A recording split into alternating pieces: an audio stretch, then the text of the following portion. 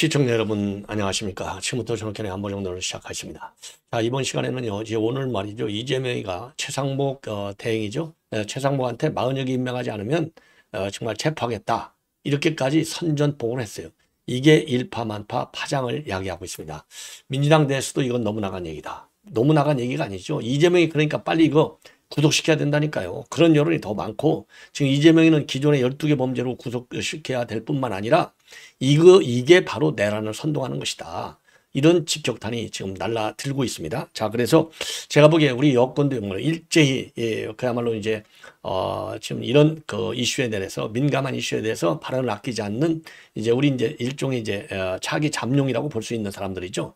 자, 원희룡, 유승민까지 전부 입을 열고 있습니다. 일제히 난리가 났어요. 제가 그래서 오늘 말이죠, 요 뉴스가 나오자마자 여권에서 좀 빠르게 대응해야 될 것이 아니냐, 그리고 강경하게 대응하라. 강경 대응은 하나는 여론전에서 이길 수 있는 강경 대응이고, 다른 하나는 이건 즉각적으로 법적으로 이제 조치를 해서 법률 대응도 같이 해야 되겠다. 그렇게 이제 제가 강력하게 저도 여러분께 이제 호소해 드리는 바 있어요. 자, 그런데 이제 누구라도 뭐 그렇게 생각할 수밖에 없죠. 지금 여론의 흐름을 보면, 그리고 지금 우리 국민의힘 안에서 나온 얘기를 보면 제가 여러분들께 주장한 거하고 똑같은 방향으로 지금 나오고 있습니다. 자, 그래서 요 내용을 말씀드리도록 하겠고, 그 다음에 이제 또 하나 중요한 이슈가, 과연 이재명의 암살설의 실제가 뭐냐. 이거 실체가 없다는 거 아니에요? 여기에 지금 많은 우리 국민들이 아이고 이거 또 거짓말했어 이 인간이, 자, 이렇게 생각하고 있는데, 대표적으로 이제 우리 여당의 정치인들 중에서는 지금 나경원 의원이가 이제 이거는 자작극 아니냐, 그런 의혹이 생긴다, 이렇게 얘기를 한 바 있고요.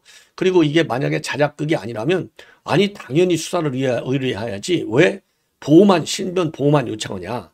그래서 수사 의뢰 안 하는 것도 이건 자작극임에 틀림이 없다라고 하는 또 하나의 증거가 된다, 이렇게 했거든요.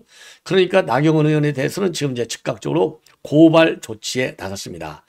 야, 이것들이 말이죠, 정치를 하겠다는 건지 국민을 협박의 대상으로 삼겠다는 건지 알 수가 없어요. 이 모든 비정상적인 상황은 전부 이재명이가 5개 재판에서 12개 혐의를 받고 있고, 그중에 선거법 재판이 이제 26일, 그러니까 일주일밖에 남지 않았어요. 그러니까 이제 정치적인 생명이 다하는 이 사실상의 최종 선고나 마찬가지죠. 왜? 2심 선고는 법리까지, 팩트까지 다 보지만 대부분은 가면요, 팩트는 더 이상 안 봐요. 그러니까 2심에서 결정되는 걸로 끝나는 건데, 지금 대부분이 말이죠, 징역 1년에 집행유예 2년을 맞았잖아요. 자, 요거보다 형이 더 세지면 세졌지 낮아질 가능성은 작다. 이게 법리 중심의 판단의 의견입니다. 자, 그런데 지금 문제는 뭐냐? 지금 이제 알고 보니까 좀 뒤늦게 알려지고 있는 내용인데, 요 재판부가 대등 재판부거든요. 대등이라고 하는 것은 통상 합의부라 하면은 주심 부장판사 옆에 좌우 배석 판사, 그러니까 좀 젊은 주니어 판사들이 있거든요. 그런데 대등이라는 게 이게 똑같다는 거 아니에요. 이퀄. 누구하고? 이게 재판장하고 옆에 좌우로 앉아있는 재판장하고 계급이 똑같이 부장판사예요. 자, 그런데 지금 최은정 이 판사가 이제 그 재판장으로 돼 있는데, 요 재판장 옆에 좌우로 앉아있는 정재호 판사, 부장판사하고 이예슬 부장판사는 그야말로 대등 똑같이 부장판사예요. 그러니까 이게 3분의 1씩 영향을 주는 것이 아니냐, 이렇게 돼 있는데, 그러면 지금 이제 최은정 재판장의 경우에는, 최은정 재판장은 정상적인, 그냥 우리가 마찬가지로 중도 보수파로 속할 수 있는데, 요 2명, 이예슬과 정재호 부장판사의 경우에는 좌파일 확률이 굉장히 크다. 왜냐하면 출신 지역이 말이죠. 왜냐하면 현재 윤석열 정부 들어와서, 그럼 뭐 전에는 이제 김명수가 좌파니까 뭐 별로 언론에서도 그렇게 뭐 주시 대상이 되지 않죠. 근데 윤석열 대통령 정부 들어와서 판결문 내용 내리는 것 중에 뭔가 수상하다 싶으면 따지게 그래 족보를 캐보니까, 그러면 족보 캘 때 맨 먼저 어디서부터 들어가요? 아니 판사 성향서부터 들어가잖아요. 판사 성향서 들어가다 보니까 요 호남 지역 출신들이 너무나 많은 거예요. 물론 저도 항상 말씀한, 호남이라 해서 꼭 좌파라고 해서 우리 우파가 생각하고 다른 방향으로 가는 건 아니에요. 그런데 요 판사들의 경우에는 지나치게 우리가 생각하는 거는 딱 반대로 간다 이거예요. 이게 최근에 나타난 판결의 특징. 그러다 보니까 이거 항소심도, 아니 제가 누차 얘기했지만은, 아니 울산시장 선거를 갖다가 울산시장 선거 갖다가 전부 싹 무죄. 저 같으면요 간뜰을 해서 못할 것 같아. 그러니까 본래 무식하면 용기 있다고 그러잖아요. 무식하면. 이 좌파들 요인관들이 실력이 없잖아요. 전반적으로. 예. 자, 그러다 보니까 지금 선거법 재판이 딱 극골이 나올 가능성이 있다는 겁니다. 극골이 나올 가능성이 있다. 왜냐? 지금 이제 이예슬 판사라는 사람도 전남 순천, 그리고 정재호 판사도 지금 이제 호남 지역으로 되어 있다는 겁니다. 광주. 자, 그러니까 이게 뭔가 수상하고, 그리고 또 하나 제가 항상 얘기잖아요. 판사를 판결할 때는 지역도 물론 중요하겠지만은 그보다 더 중요한 것은 실제적으로 판결이 어떤 판결이 내려왔느냐. 이게 더 중요하다. 그래야 이게 좌표 찍기가 안 되잖아요.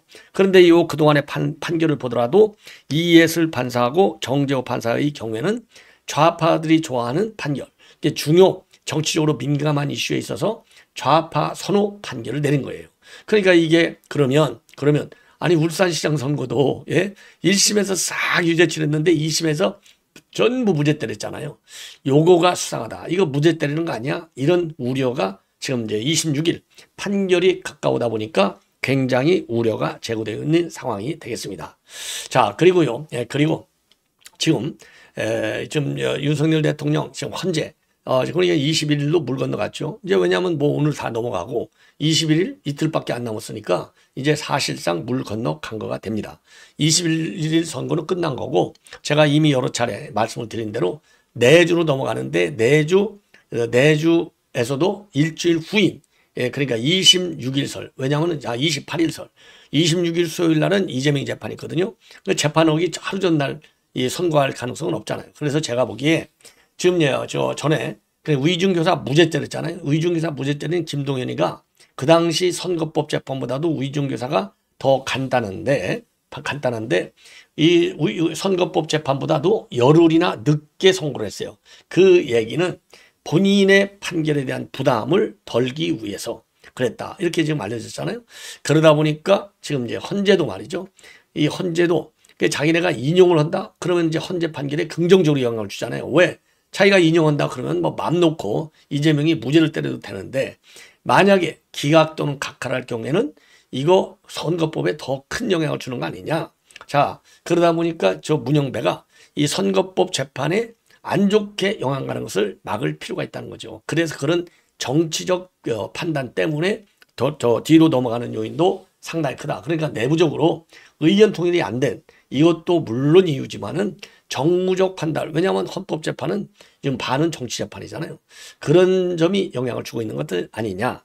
자, 그러다 보니까 지금 이제 그동안에는요, 지금 1차 맨 먼저 보도가 나왔을 때는 주심인 정영심, 주심이 중심을 딱 잡고 이건 각하야. 왜? 절차적 흠결이 너무 많아. 이렇게 돼 있는데 지금 오늘 갑자기 튀어나오는 얘기를 보면은 그게 아니고 김복형과 우리 우파 지금 헌재 재판관 중에 하나인 김복형하고 좌파 헌재 재판관 중에 하나인 정계선이가 딱 부딪혔다는 겁니다. 그래서 그야말로 결사 서로가 항전하고 있다. 그래서 지금 헌재 판결이 늦어진다. 이런 보도가 나오고 있습니다. 자, 그래서 이게 이제 전반적으로 지금 본 방송에서 여러분께 전해드리고 싶은 메시지가 되겠습니다. 자, 그러면 말이죠. 이 맨 먼저 지금 오늘 마은혁 임명하라. 최상목 안 그러면은 현장 체포한다. 자, 이게 도대체 이거 애들 장난도 아니고요. 그래서 제가 보기에요, 이러한 이재명의 발언과 관련해서 제일 속 시원하게 종합적으로 말한 사람이 제가 보기에는 이 권성동이가 오래간만에 말을 제대로 좀 한 것 같습니다.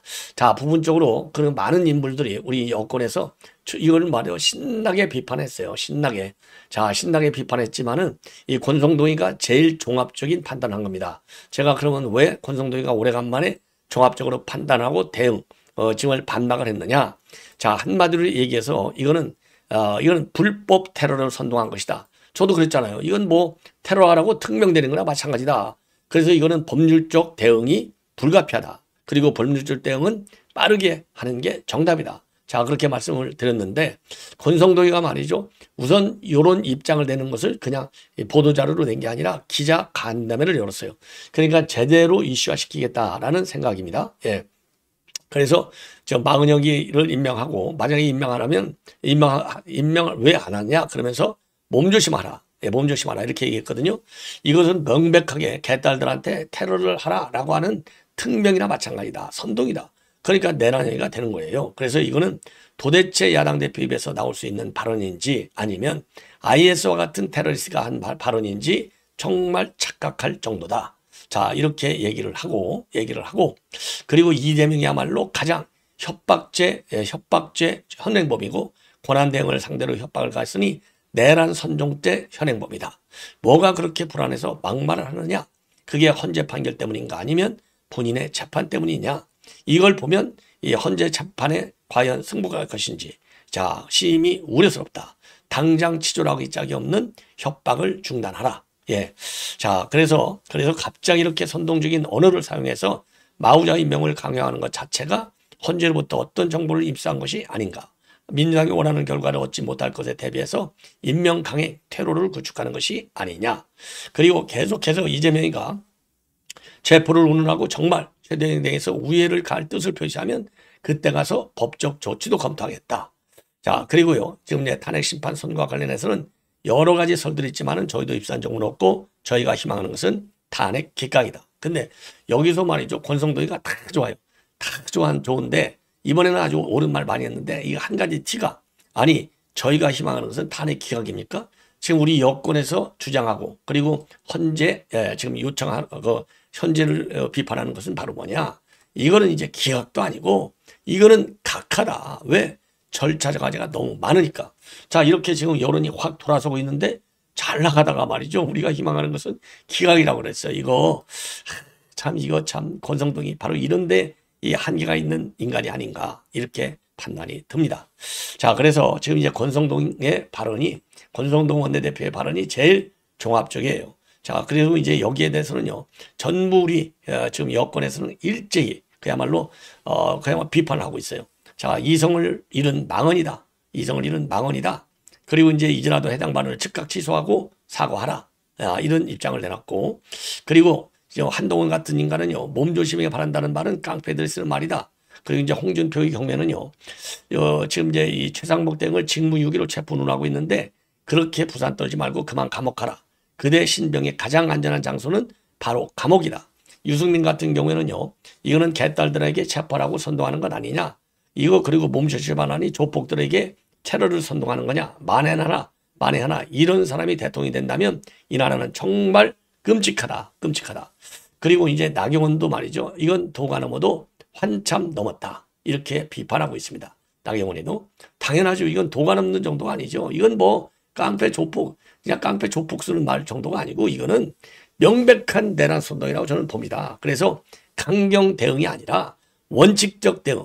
왜 강경이라고 하는 것은 별거 아닌데도 세게 나가는 발언일 수 있는데 요런 그 테러를 갖다가 이제 선동하는 거잖아요. 테러 선동.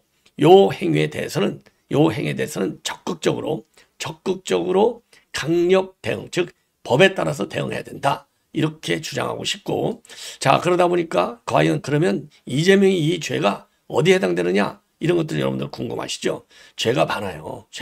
자 그래서 이미 여러분께도 이제 한번 말씀을 드렸지만은 한 3가지 죄로 지금 압축해서 말씀을 드리겠습니다. 요 죄 다시 한번 여러분께 말씀드릴게요. 왜냐하면 이거를 계속 우리가 이슈화 시켜야 됩니다.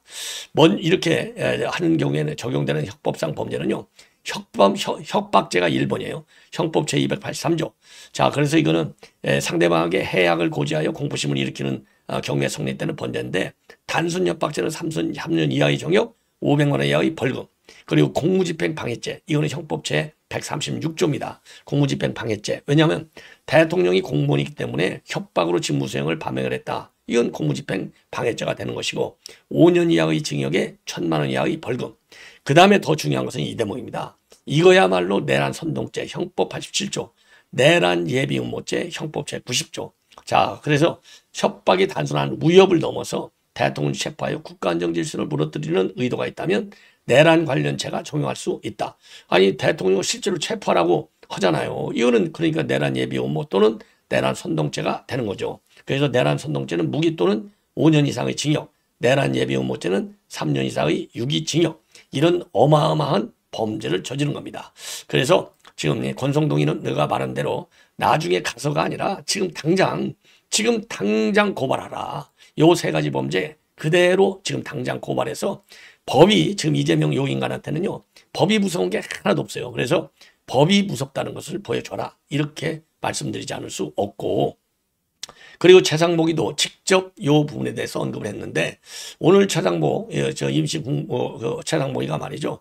지금 이제 그 서울 정부청사죠. 여기에서 국정현안 관계장관회의가 열렸어요. 국정현안 관계장관회의가 열렸는데 여기서 대부분 집값 문제를 집중적으로 얘기했습니다. 왜냐하면 요즘 말이죠. 일부 지역을 중심으로 해서 주택가격 상승세가 확대되고 있다는 거 아니겠습니까? 그래서 금융을 총동원해서 관련 규제 또 금융 집값 상승을 차단하겠다 이런 입장을 내놨습니다. 자, 그래서 이제 이런 입장을 내놓으면서 이번 이재명의 발언과 관련해서는요, 내가 그런 거 신경 안 쓰고 오로지 국정에만 지금 전념하겠다. 국정에만 전념하겠다. 그러면서 중요한 발언 처음으로 마은혁이는 임명하지 않겠다. 예. 이런 입장을 내놨어요. 그러니까 왜 마은혁이를 임명 안 하느냐의 원인이 아니 헌재 판결이 났는데 왜 임명 안 하는 거야? 그러니까 너는 헌정 유린 범죄를 저지른 거야. 그래서 이제 그 최상목이를 탄핵시키겠다 이거고 한쪽에서는 그리고 이제 이 한쪽에서는 탄핵이 문제가 아니라 현장에서 체포하겠다 이렇게 선동질을 하고 있는 거 아니에요. 그래서 이거는 분명히 내란 선동이고 내란 예비 음모죄에 해당된다고 볼 수밖에 없어요. 그래서 이거는 즉각적인 고발 조치를 해라. 자, 그래서 이 최상목이는 의젓하게 이런 데 연연하지 않고 국정 안정 중심에 지금 그래서 이제 대응으로서의 역할을 다하는데 집중하겠다. 그리고 마은혁이는 그렇다고 해서 내가 임명하는 것은 아니고 마은혁이는 임명하지 않겠다라는 입장을 분명히 밝혔다고 합니다. 자, 그래서 요거 이재명이 말이죠. 제대로 손을 봐야 될 이제 더 이상 머물거릴 수가 없어요. 제대로 손을 봐야 됩니다. 요걸 이제 말씀을 드리고 그다음에 이제 선거법과 관련해서 지금 법조계에서 언론계에서 제기되고 있는 우려사항 중에 하나가 이제 26일인데요. 26일이니까 뭐 지금 뭐 초안 다 이미 작성해 놓고 몇 번 독해를 하고 있는 상황일 텐데 지금 그 상황을 보면 이게 좀 만만치가 않다. 좀 걱정이 된다. 예. 이런 지금 평가들이 나오고 있어요. 이런 평가들이. 자, 그래서 이거를 갖다가 이 서정욱 변호사가 본인의 유튜브 통해서 본인이 취재한 바에 의하면 지금 법조계에서 상당히 우려가 제기되고 있다. 이런 얘기가 나오고 있는데 그 이유 중에 하나는 요게 이제 대등재판부이기는 하지만은 두 판사의 출신지가 호남이다 이겁니다. 자, 그렇다고 본다면 이게 호남 쪽에 있는 그리고 판사들이 이제 판사이기 때문에 요게 이제 좌파적 성향의 판결을 내릴 가능성이 있고 그리고 특히 이예슬 판사의 경우에는 굉장히 지금 법원 안에서는 말이요 판사들 사이에서는 이거 굉장한 좌파다. 지금 이렇게 이 인물 평가를 받고 있다는 겁니다. 자, 그러면 이 사람은 이제 이 전남 순천 출신인데 목동에 있는 고등학교 거기를 나왔고 그다음에 고대 법대를 나왔어요. 그런데 여러분들 고대 법대 출신들 중에 이제 좌편향 이런 판사들이 유난히 좀 많아요. 최근 들어서 보면. 그리고 31기라고 합니다. 그래서 요 이예슬 판사의 좌파 성향이 굉장히 강하다. 그게 이제 동료 판사들의 평가라는 거예요. 그래서 굉장히 이제 우려를 하는 대목이 되겠고, 그리고 이제 그 주심으로 주심이 아니고 그 이제 재판장. 그러니까 요 이예슬 판사가 또 마침요 주심이라고 합니다. 주심이 뭐 하는 거냐? 주심이 판결문을 쓰는 사람이 주심이라는 거예요. 물론 이제 의견을 종합해서 쓰지만 여하간 그래서 더 걱정이 많다. 그다음에 정재호 부장판사의 경우에는 지금 정재호 부장판사는 연수원 25기예요. 그리고 이예슬은 31기, 그리고 최운정이는 30기 이렇게 되어 있는데요. 지금 정재호의 경우에는 이제 광주 살레시 고등학교 출신이고 하여튼 지역이 광주라는 겁니다. 자, 그리고 이분은 서울대 경영학과를 다 들어갔다가 이제 그 중단하고 그리고 이제 서울법대로 다시 입학을 한 것이죠. 자, 그렇게 해서 이제 사법시험에 합격해서 지금 판사가 됐는데 요 정재호도 말이죠. 정재호도 이게 대법관 후보로 물망에 올랐는데 그 당시 김사만도 완전히 우파, 대표적인 좌파 대법관 중에 하나잖아요. 김사만이 후임으로 거론될 정도로 좌파 성향이 강하다는 겁니다. 그러니까 이예슬도 그 좌파 성향이 굉장히 강하고 정재호도 좌파 성향이 굉장히 강하고 그러니 이렇게 2대1이니 주심인 이예슬 판사가 이게 아무리 재판장이라 하더라도 이 합의부 재판장 같으면 좀 영향가가 있지만은 지금 대등재판부에서는 계급이 누구나고 다 똑같은데 무슨 대단한 영향이 없다는 것이죠. 그래서 이게 뒤집어지는 것이 아니냐, 이런 우려들이 지금 법 쪽에서 제기되고 있다는 겁니다. 아, 참 큰일 났네요. 자, 그래서 여기에 대해서는 강력하게 우리가 또 이 모니터도 하고 집중 감시도 하고 각별한 대책이 필요한 것이 아니냐, 이런 판단이 듭니다. 자, 그럼에도 불구하고 우리가 마지막 볼은 어디냐? 결국 대법원을 가는데 대법원에서는요, 법리, 이게 뭐냐면 팩트를 못 움직이잖아요. 그러니까 법리 적용을 갖다가 이제 반대로 하겠다는 얘기인데, 대법원 가면 대법원은 11대 2로 우리 보수 우파가 앉아 있다. 이 점을 명시해야 돼요. 그래서 일각에서는 이거 굉장히 우려한다. 그런데 물론 우려가 되죠. 대법원에서 꼭 조이다가 지금 이 배신을 때리고 있는데 제대로 이거를 잡을지도 참 걱정이 되고. 자, 그래서 우리가 지금부터 철저하게 모니터하면서 이 삐뚤어진 이러한 그 주장, 선거법 재판과 관련해서 이러한 것은 우리가 강력하게 또 지금 이제 타파해 나가야 될 것이 아닌가. 자, 이렇게 판단이 듭니다. 이 정도로 해서 말이죠. 이 정도로 해서 이제 이제 핵심적인 거, 선거법 관련, 그 다음에 선거법 관련해서 이제 여러분들 우려할 지점을 여러분께 말씀드렸고, 이번에는요, 이제 대법원 판례와 관련해서 이제 여러분께 말씀드리는데, 지금 대법법, 그러니까 대법이 아니고 죄송합니다. 헌법재판소, 헌재에서 지금 이제 최근 바로 이제 현 시점에서 대단한 법리 논쟁을 벌여지고 있는 사람이 김복형과 그다음에 정계선, 이렇게 지금 알려지고 있어요.